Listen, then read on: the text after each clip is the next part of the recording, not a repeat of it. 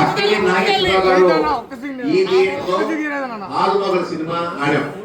ఆ తర్వాత అక్కినే నాగార్జున గారిది హలో ప్రదర్శన సినిమా ఆడాం. ఆయన మనవడు నాగ చైతన్య గారు తండ్రి సినిమా ఆడుతున్నాం. తెలుగు సినిమా కూడా ఆడతాను.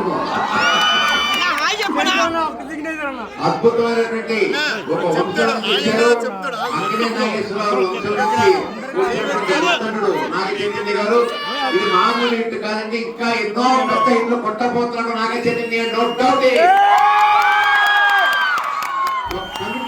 నిన్ననే ఆయన బ్యాగ్ కాస్ట్ ఇంటర్వ్యూ చూశాను.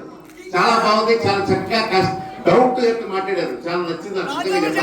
నేను పెద్ద హీరో కొడుకునే లేకపోతే పెద్ద ఆయన కొడుకునే లేకుండా జీవితం అంటే ఏంటి, కష్టం అంటే ఏంటి, సుఖం అంటే ఏంటి అన్ని తెలుసుకుని మాట్లాడుతున్నా. ఆయన మాటల నుంచి ఆ హృదయం వచ్చిన మాటలు తప్ప ఫిల్టర్ లేని మాటలు. నిజంగా చెప్పాలంటే అలా ఎప్పుడైతే మనిషి ఉంటాడో ఖచ్చితంగా అతని జీవితంలో పైకి వెళ్తాడు. వాళ్ళ తాతగారి లాగా వాళ్ళ నాన్నగారి లాగా మంచి పేరు ప్రఖ్యాతి సంపాదించుకుంటాడని చెప్పి నేను మనస్ఫూర్తిగా కోరుకుంటూ ఒక మంచి, నేను మామూలుగా ఇండస్ట్రీలో కూడా వింటుంటాను జనరల్గాను. అక్కడేది మన నాగ చైతన్య గారు చాలా మంచి హృదయ గల వ్యక్తి, ఒకళ్ళు సాయం చేసే వ్యక్తిని కూడా నేను విన్నాను. సామాన్య హీరోకి అలాంటి టాక్ రావడం చాలా గొప్ప విషయం. గట్టిగా చప్పట్లు కూడా